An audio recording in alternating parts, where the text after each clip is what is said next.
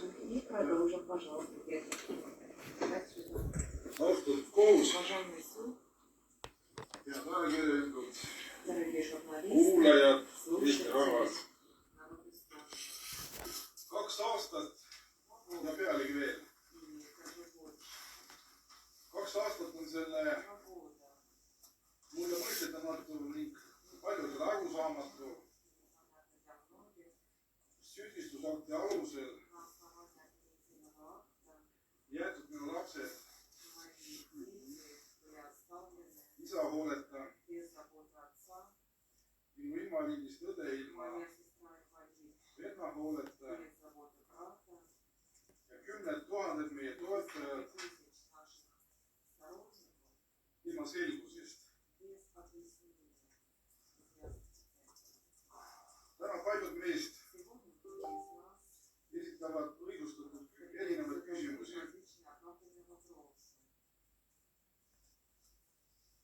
Et kas tõesti Eesti põhiseadus on meil kõigile ühtemoodi kehtiv? Kas Eesti põhiseadus ikkagi on kaitseb Euroopa demokraatia? Ja mis on selle põhjuseks? Kas see, et mõne Eesti poliitilise liikumise ametkonna ja nende töötajate isiklikele politiseeritud eelarvamustele toetudes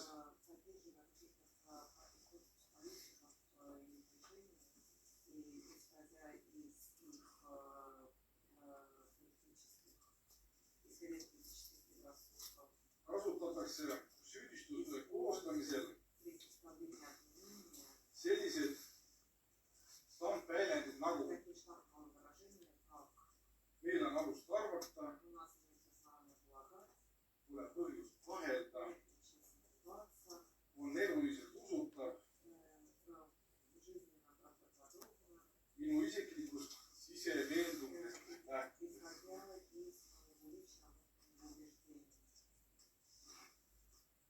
Aga tõenditeks ei saa neist 4 klišeest pidada mitte ühtegi.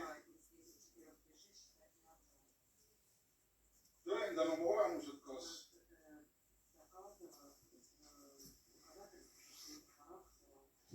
otsese viitega paberkandjal, videomaterjalina, helisalvestatuna või digitaalse kujul, kus on siis reaalselt sõna-sõnalt välja toodud rikkumise põhiolemus. Mina näen täna suures koguses kontekstist välja rebitud sõnu ja sõnaühendusi, mida on siis kombineeritud süüdistusakti. Ja akti, mis kätkeb endas suures ulatuses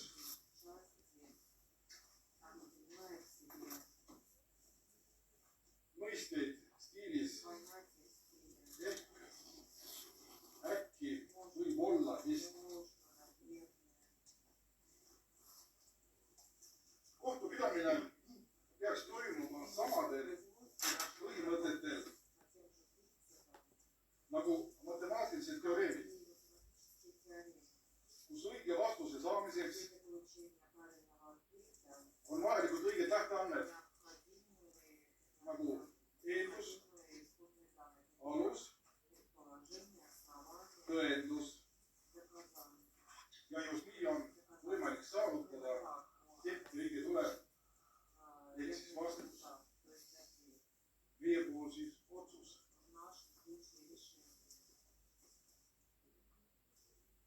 Ma tahan tõesti näha, et see tagamaks õigluse ja õiguse võidukäik.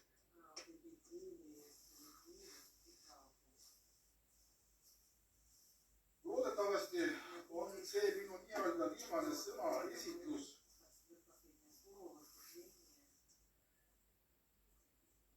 Kui pöördun Eesti ühiskonna poole,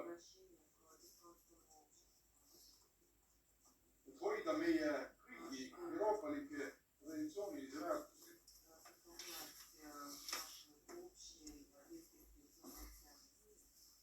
Ja meile kõigile kalleid Eesti Vabariigi põhiseadusest lähtuvaid demokraatlikke vabadusi.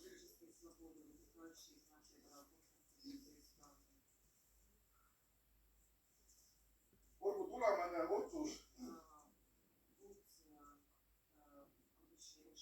kui kodanike vabaduste estabust.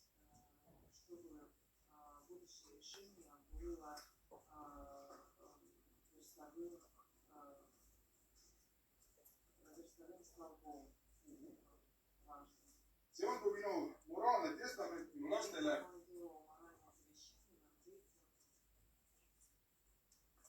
Kui tõe manifest Eesti poliitikutele. Üleskutse poliitsüsteeritsemiste ja nõiajahtide lõpetamisele. Kui aluseks sotsiaalseks rahunarratiiviks. Minu kui poliitvangi liiklus nii Eesti rahva kui Jumala ees.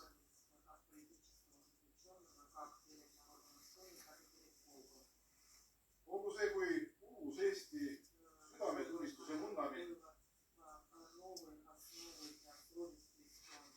millele kõik koos laome uue inimlikkuse, mõistlikkuse, andestuse maja seinad.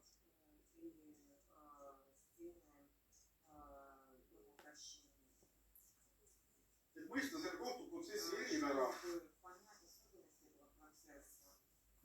tuleb meil minna tagasi aastasse 2022. Just sellel aastal sai alguse poliitiliselt tekitatud massihüsteeria seoses Venemaa Föderatsiooni poolt alustatud nii-öelda erioperatsiooniga iseseisva Ukraina riigi vastu. See tekitas meie ühiskonnas ülevõimendatud suure ühiskondliku laine ja nii-öelda militaarse ärkamisaja.